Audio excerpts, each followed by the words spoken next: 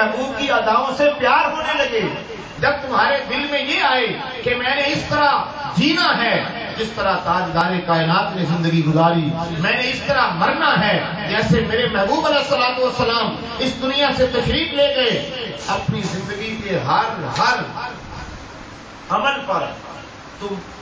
سنت مصطفیٰ کی مہر لگا دو، تو پھر اللہ فرماتا ہے یحببکم اللہ، اے بندے پہلے تو میرا محب بننے کی کوشش کر رہا تھا اور مجھے اپنا محبوب بنا رہا تھا، یعنی پہلے تو محبیت کے درجے پہ فائز تھا کہ تو چاہتا تھا کہ اللہ تو میرا محبوب بن جائے، مگر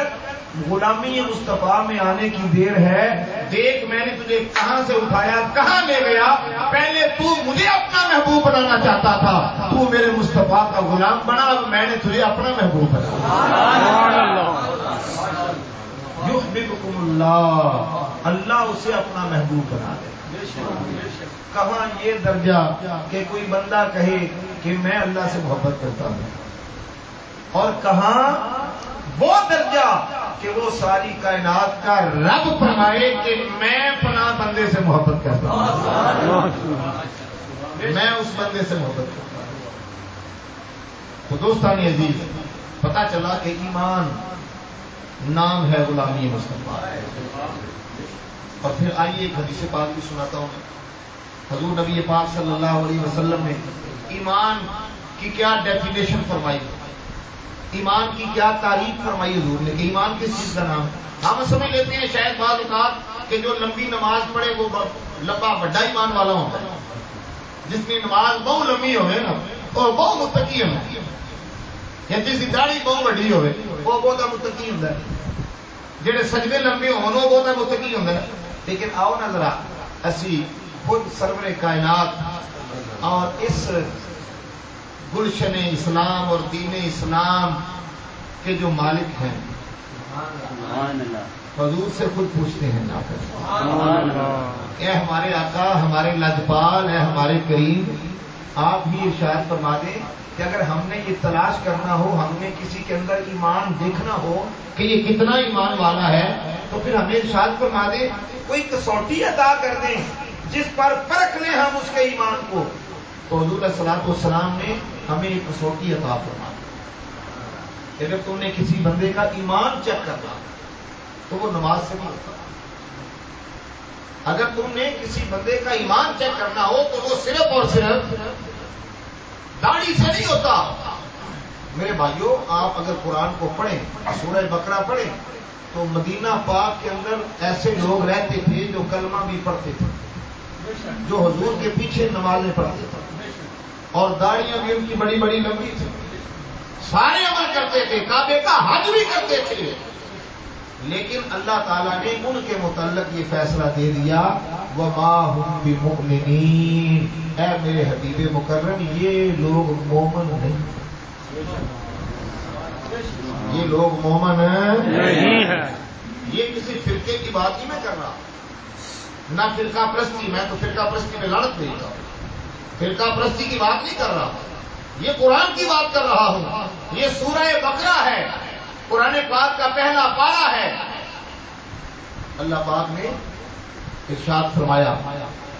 وَمِنَ النَّاسِ مَن يَقُولُ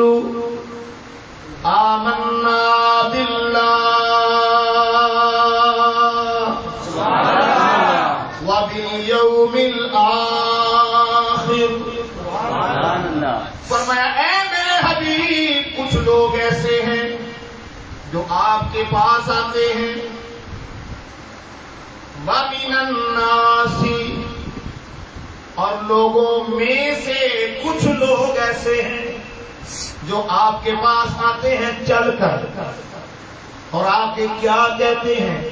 مَن يَقُولُ آمَنَّا بِاللَّهِ، اے محمد ہم اللہ پر ایمان لے آئے ہیں۔ قرآن کا ترجمہ سننا، مَن يَقُولُ، وہ کہتے ہیں، آمنا باللہ، ہم اللہ پر ایمان لے آئے، حضور کی بارگاہ میں آ کر اپنا ایمان بتاتے ہیں، آمنا باللہ، ہم اللہ پر ایمان لے آئے، وَبِالْيَوْمِ الْآخِرِ، اور ہم آخرت کے دن پر بھی ایمان لے آئے، یعنی اللہ پر بھی ایمان لے آئے، قیامت پر بھی ایمان لے آئے، حبیب یہ باتیں آپ کے پاس آگے کرتے ہیں، تو میرا فیصلہ کیا ہے؟ اللہ فرماتا ہے میرا فیصلہ یہ ہے وَمَا هُمْ بِمُؤْمِنِينَ، یہ جتنی مرضی آمنا باللہ کی باتیں کریں، ایمان بالآخرت کی باتیں کریں، وَمَا هُمْ بِمُؤْمِنِينَ، پیارے میرا فیصلہ یہ ہے کہ یہ مومن نہیں ہے۔ سبحان اللہ۔ سوال یہ پیدا ہوتا ہے جب وہ کہتے تھے کہ ہم اللہ پر ایمان لیں، لا الہ الا اللہ پڑھتے تھے، اور جب یہ کہتے تھے کہ ہم آخرت کے دن پر ایمان لے آئے، تو پھر کیا وجہ ان کے ایمان میں ڈیفیکٹ کیا؟ اللہ نے ان کے ایمان کو تسلیم کیوں نہیں کیا؟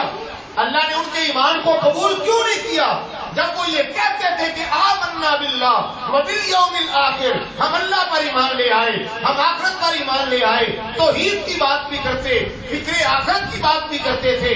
اللہ نے فرمایا مومن نہیں۔ یا اللہ اس کی وجہ کیا ہے؟ یا اللہ اس کی وجہ کیا ہے؟ ان کا ایمان کیوں مسترد ہو گیا؟ حضور شیخ الاسلام ڈاکٹر محمد طاہر القادری مرکز اللہ علیہ اس صدی کے عظیم مفسر، عظیم مفکر، آپ فرماتے ہیں اصل وجہ یہ تھی ان کا ایمان مسترد اس لیے ہو گیا، رب کائنات نے فرمایا اے میرے حبیب یہ تیری بارگاہ میں آ کر آمنا باللہ کی بات تو کرتے ہیں، مجھ پر ایمان لانے کی بات تو کرتے ہیں، اور آخرت پر ایمان لانے کی بات تو کرتے ہیں، میں ان کے ایمان کو کیا کروں کہ میرا ذکر میری بات کرتے ہیں، قیامت کی بات کرتے ہیں، تیرا نام کیوں نہیں لیتے؟ سبحان اللہ۔ فرمایا سونیا میں تے اپنی معرفت بھی تیرے دم نال کروائی ہے، میں تو نظر بھی نہیں آتا، میں تو سمجھ میں بھی نہیں آتا، میں تو تصور میں بھی نہیں آتا، میں تو تخیل میں بھی نہیں آتا، میں یہاں سے پاک وہاں سے پاک، ادھر سے پاک ادھر سے پاک، جدھر سے پاک کدھر سے پاک،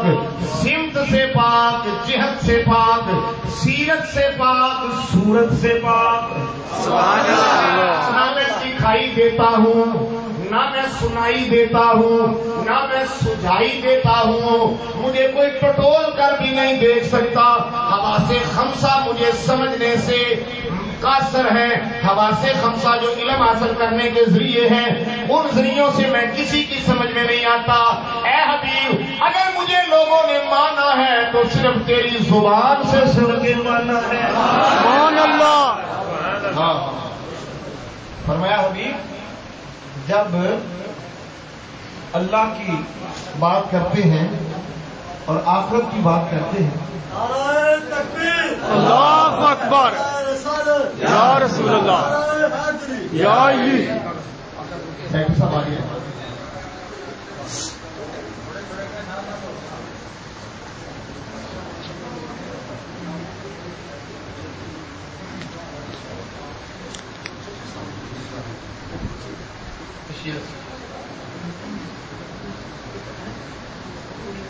ماشاء اللہ بیٹھ جائیں، سب بیٹھ جائیں۔ عزت مآب مقام جناب شاہ فیصل کاکڑ صاحب سیکرٹری سفارت خانہ پاکستان تشریف لائے ہیں، جامع مسجد صدیق اکبر کی انتظامیہ کی طرف سے اور اپنی طرف سے دل کی گہرائیوں سے انہیں آج کی محفل میں تشریف لانے پر خوش آمدید کہتے ہیں، اور ان کے ساتھ ممتاز سماجی رہنما محترم چودھری اعجاز صاحب ان کو بھی خوش آمدید۔ توجہ فرمائیے، میں اپنی بات کو مکمل کر کے اجازت چاہتا ہوں، تھوڑی دیر ٹھہر جائیں،